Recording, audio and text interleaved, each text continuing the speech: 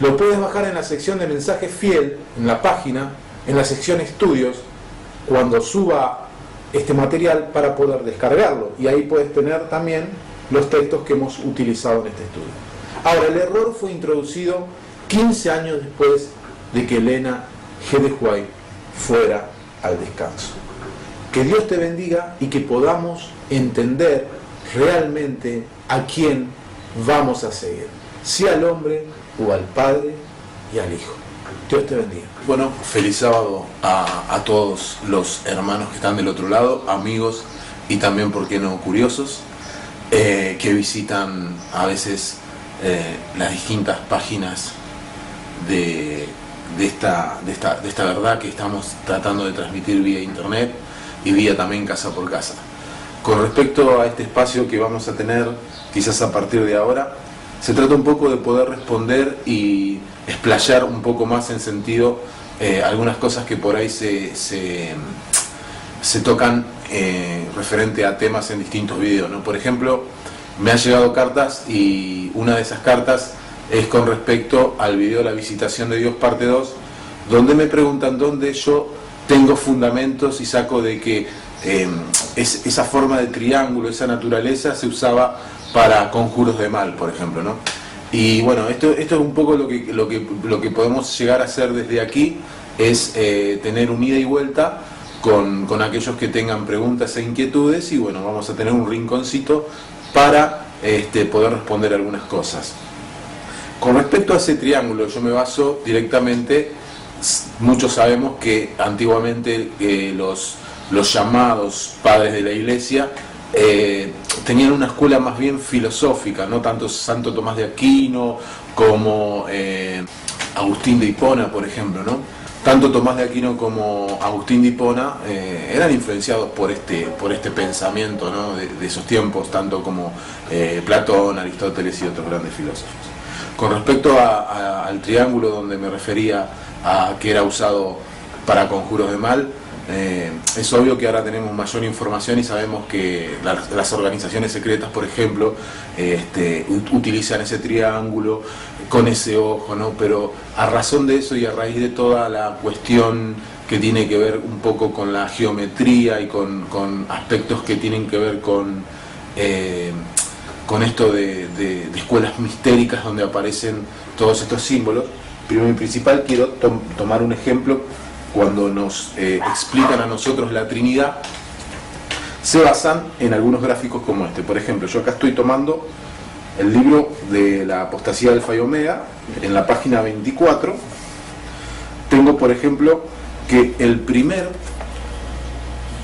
allí arriba, esto está explicado en un libro oficial de la Iglesia Adventista del Séptimo Día, este triángulo, ¿no? El Dios Padre, Dios Hijo y Dios Espíritu Santo. Abajo también está, pero la explicación católica de los libros católicos que explican la Trinidad.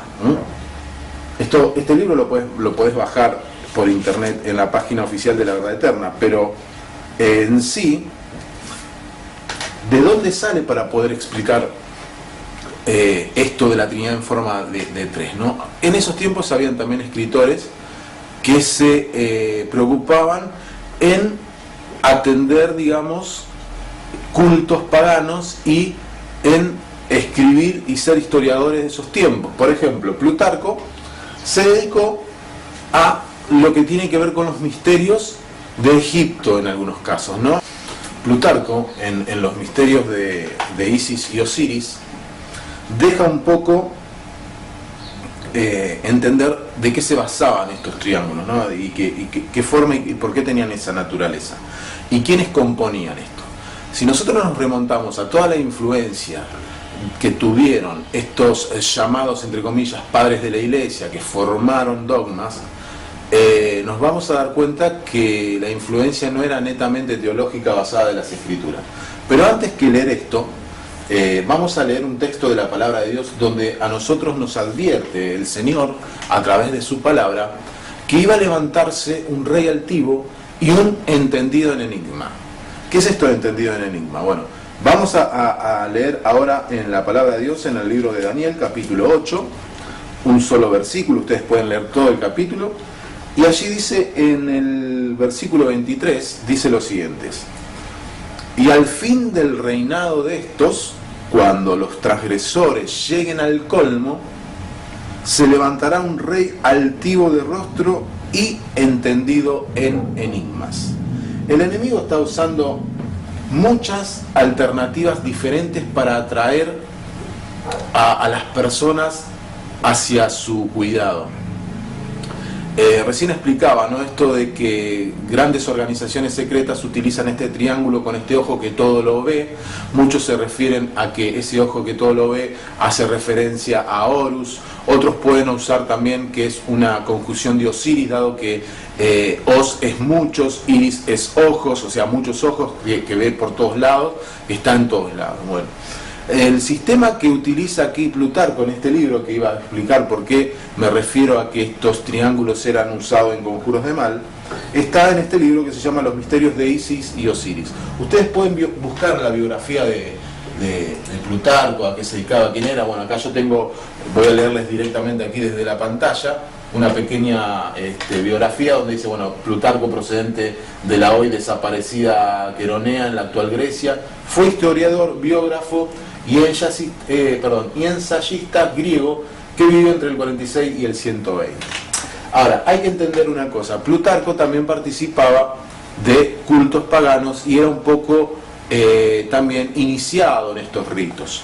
En este libro, Los misterios de Isis y Osiris, que quizás en internet no esté, pero hay ediciones muy económicas, algunas son caras. Yo tengo una española que, por más que sea un librito chiquito, a veces nos cuesta conseguir este tipo de material cuando vienen importados desde otros países, ¿no? Pero gracias a Dios puedo obtener algunas informaciones y me sirven como fuentes, como para poder explicar ciertas cosas que tienen que ver, por ejemplo, con esto, ¿no? Recién mostrábamos ese triángulo, recién veíamos que muchos, para explicar la Trinidad, utilizan estas cosas. Aquí en el Tratado 30, en la página 54 de este libro, dice lo siguiente, ¿no? Dice, siguiendo su decir, Hades, después vamos a ver la característica de estas divinidades paganas, ¿no? Dice, siguiendo su decir, Hades, Dioniso y Ares tendrían la naturaleza del triángulo. En cambio, otros tenían distintos tipos de naturaleza. Aquí vemos una trinidad, ¿no? Hades, Dionisio y Ares. Bien, para saber un poquito quiénes eran estos personajes que aparecen, por ejemplo, Hades era el dios de los infiernos, el Hades, ¿no? Que por ahí se lee quizás en las escrituras también, ¿no? Reinaba, dice aquí, sobre los muertos. Esa era la creencia que tenían en aquellos tiempos, pero era sometido por el poder de Zeus. Sabemos quién es Zeus, sabemos que es un dios mitológico que tuvo distintas transformaciones, ¿no? Ahora, a su vez, después tenemos a Dionisio, que era hijo de Zeus. También tiene una característica totalmente blasfema, ¿no?, si se quiere decir, para poder tomar algo de eso. Es increíble como particularmente todo lo que tiene que ver con las tragedias que vivían estos dioses y implementaban distintas situaciones horrendas, ¿no? Bueno, Ares, que era la diosa de la guerra, también era hijo de Zeus. Lo interesante de todo esto, que todas estas divinidades se relacionan directamente con Zeus. O sea que si tenemos las tres formas de esos triángulos, en el medio ese ojo, que por ahí lo utilizan como el ojo de Horus, también podemos decir que se trata de Zeus. Entonces, estos triángulos eran utilizados también en las pitas para los oráculos de Delfos, donde se iba y cada uno de los reyes distintos, por ejemplo los reyes de Persia, Creso, Ciro, iban a buscar información y pedir resultados tanto de batallas como de cuestiones que podían llegar a pasar en el futuro a las pitias de Delfos. Entonces ahí había alguien que les informaba cómo iba a pasar su vida en futuro, cómo iba a realizarse alguna batalla, si iban a ganar o perder. Esto se utilizaba mucho en la antigüedad.